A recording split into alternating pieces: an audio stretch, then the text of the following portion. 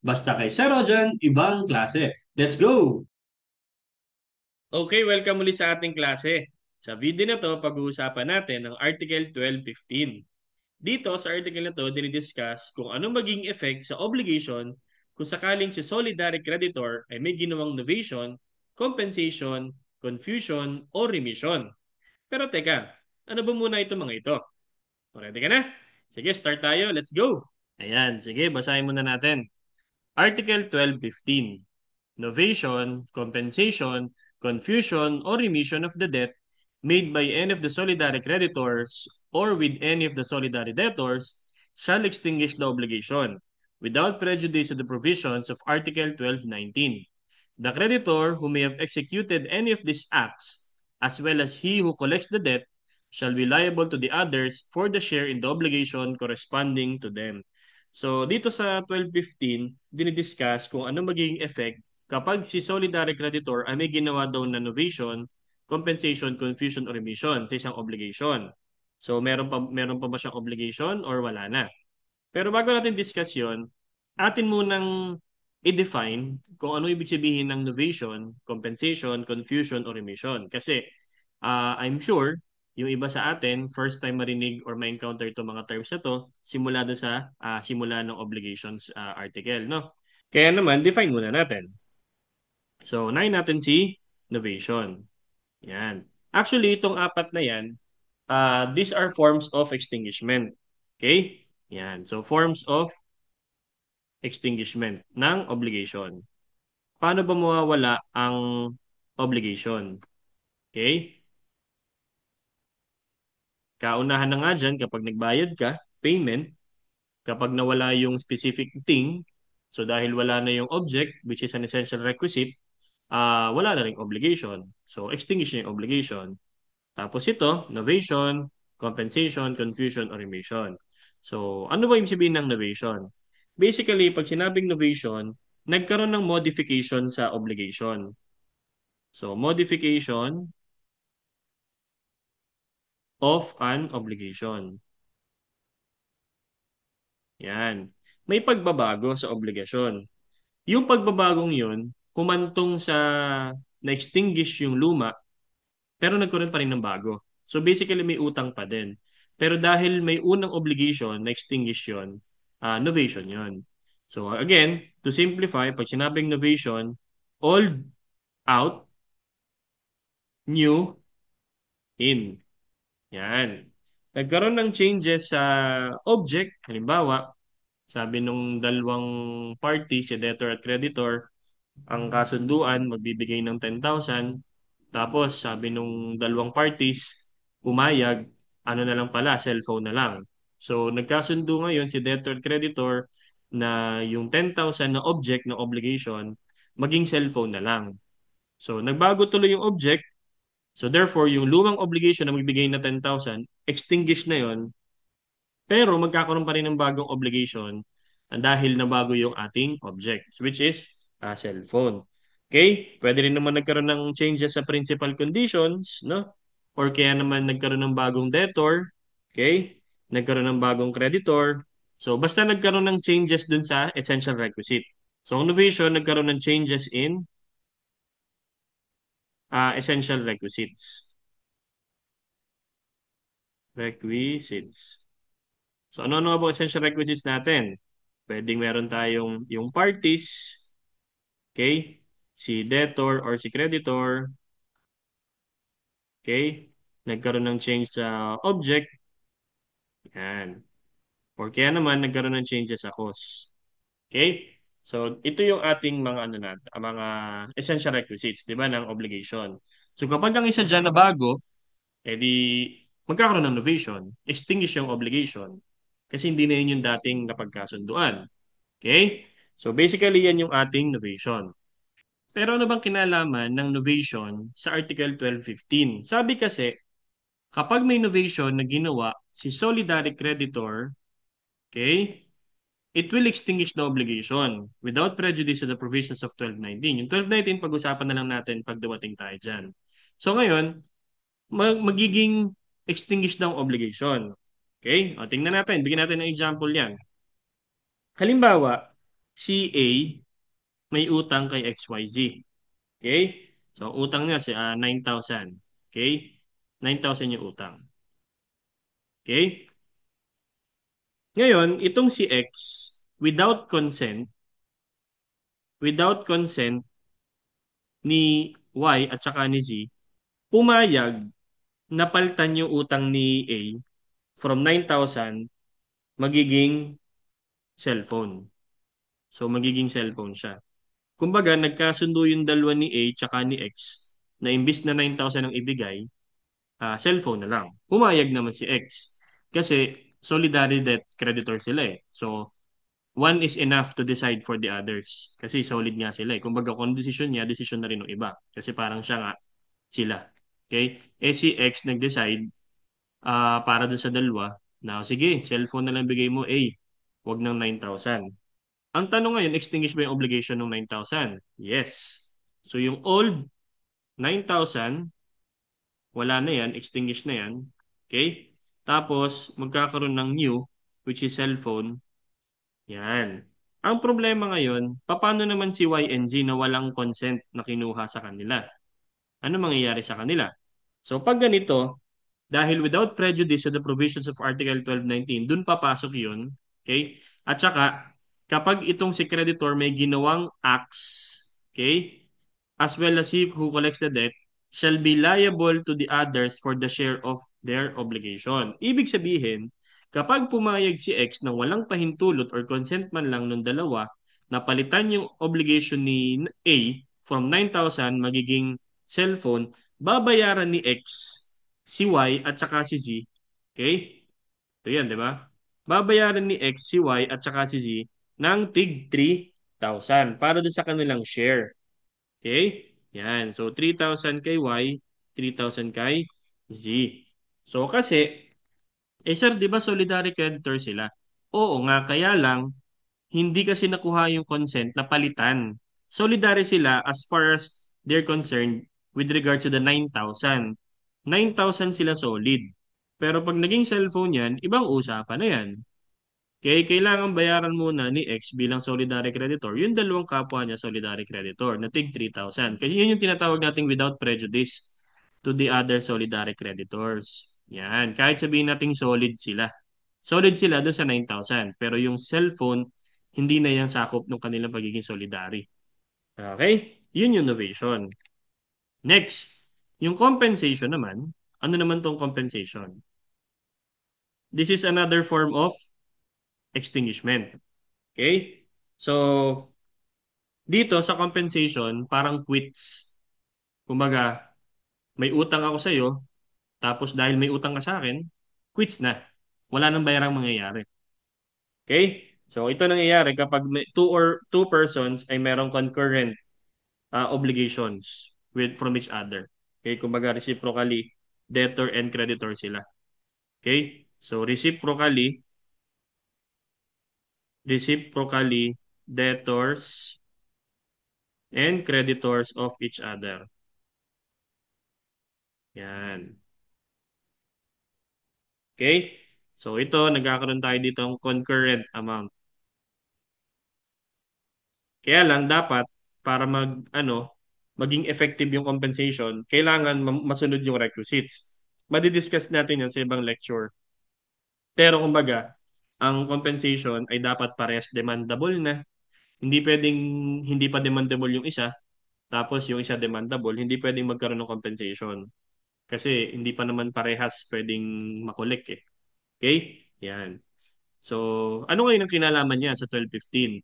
Sabi daw, kapag nagkaroon ng compensation, okay, si solidary creditor, it will extinguish the obligation, again, without prejudice to Article 1219.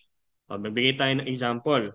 Halimbawa, again, si A may utang kay XYZ for an amount of 9,000. Tapos, previously, si X may utang naman kay A. May utang kay A na 9,000. Okay? Dahil pares demandable yung obligation ng dalawa, si A tsaka si X nagkasundo. So, A and X agreed. So nagkasundo sila, oh mag-offset na lang tayo. Yung kasi yung ibig sabihin ng compensation offsetting or set off. Okay? Sabi ni X at saka ni A, uy, mag-compensation na lang tayo. Total, may utang ka naman sa aking 9. May utang din ako sa yung 9. Compensation na lang tayo. Therefore, wala nang obligation si A kahit kay Y tsaka kay Z. Kasi si X bilang solidary creditor, bayad na siya doon sa dalawa. Pero, anong mangyayari dyan? Si X magbabayad kay Y tsaka kay Z ng tig 3,000. So, si X ngayon na magbabayad kay Y and Z kasi siya yung nakinabang sa 9,000. Okay? Na hindi naman dapat sa kanya lahat yun. 3,000 lang ang sa kanya pero ang napunta ay 9,000. So, ibabalik niya yung 6,000 kay Y tsaka kay Z. Take 3,000 sila. Okay? So, yun yung liable sa share ng other solidary creditor. Okay? Ayan. Sige, next. Puntahan natin yung confusion. So, confusion is another form of extinguishment of obligation. Dito naman sa confusion, nagkakaroon ng merging. Okay? So, merge of creditor and debtor in the same person.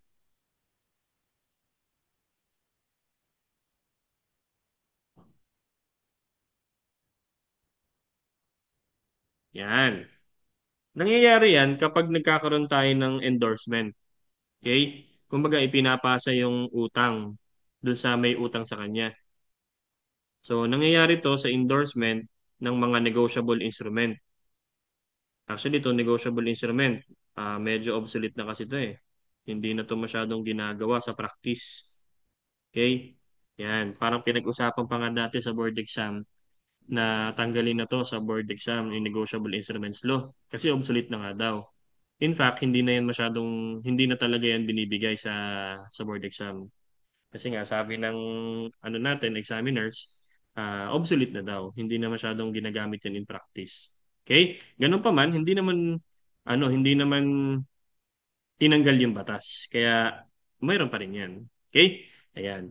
Paano nangyayari yung confusion? Sabi kasi, ang confusion nangyayari kapag may merging of creditor and debtor in the same person. Pero paano yun, sir? Ganito yan.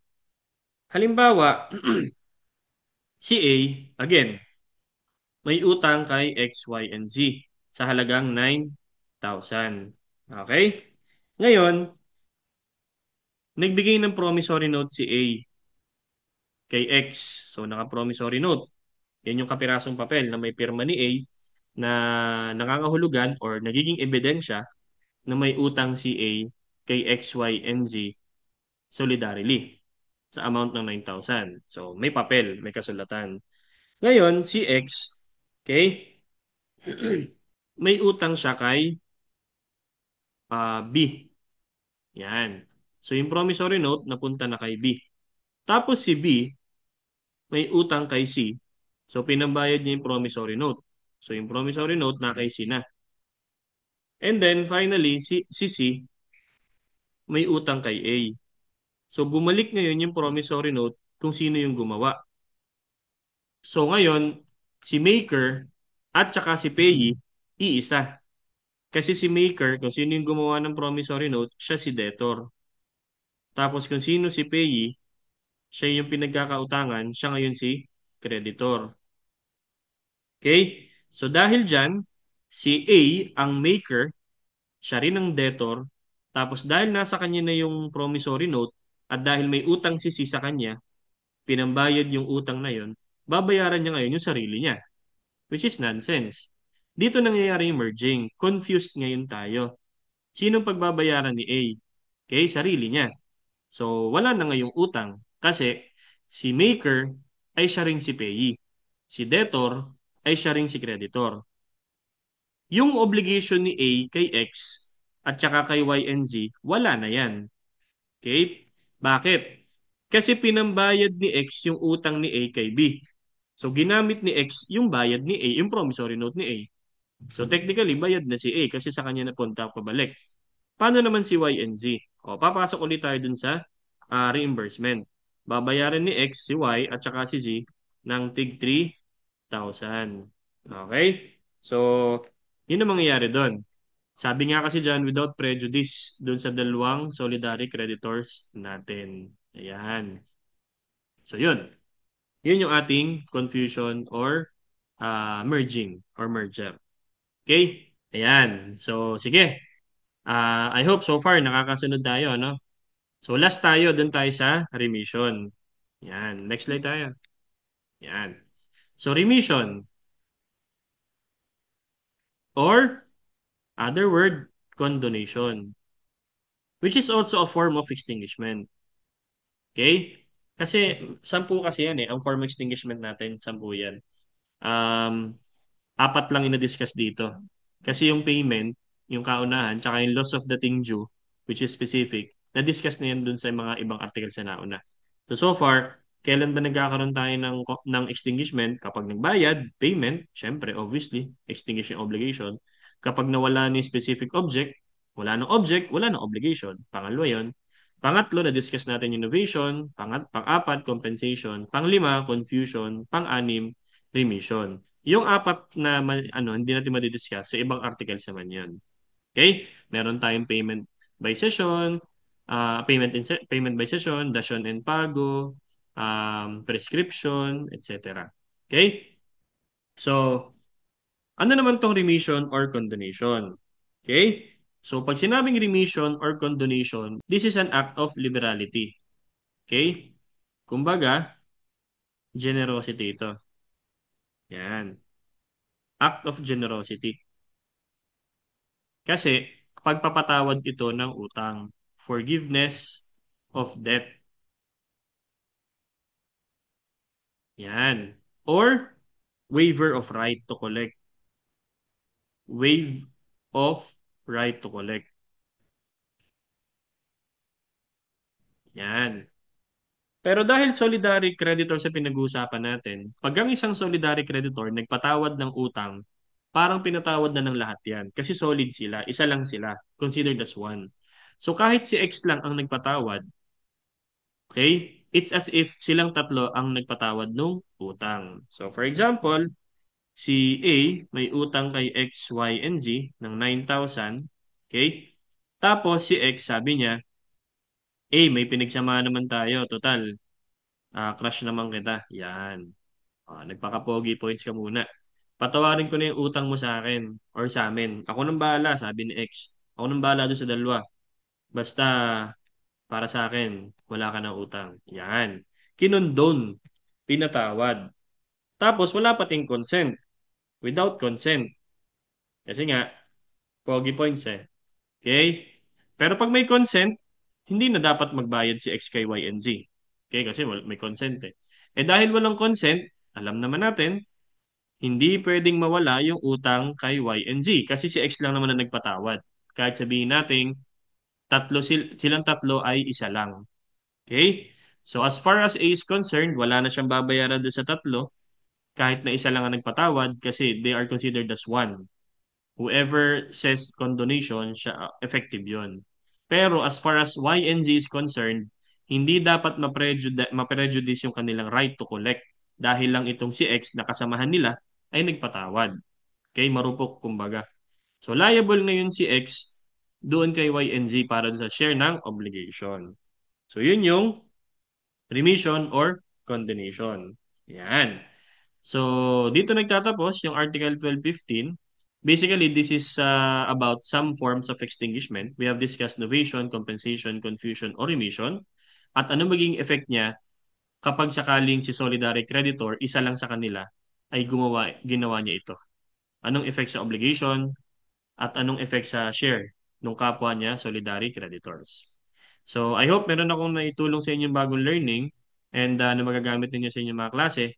Kung sa tingin ninyo, meron kayo hindi naintindihan or sundan, ulitin nyo ng lecture natin. I'm sure makukuha nyo rin yan. So, yun. Laging sinasabi sa inyo, mag-aral kayo mabuti, mag-ingat palagi, at laging tatandaan, ibang klase ka. Bye-bye!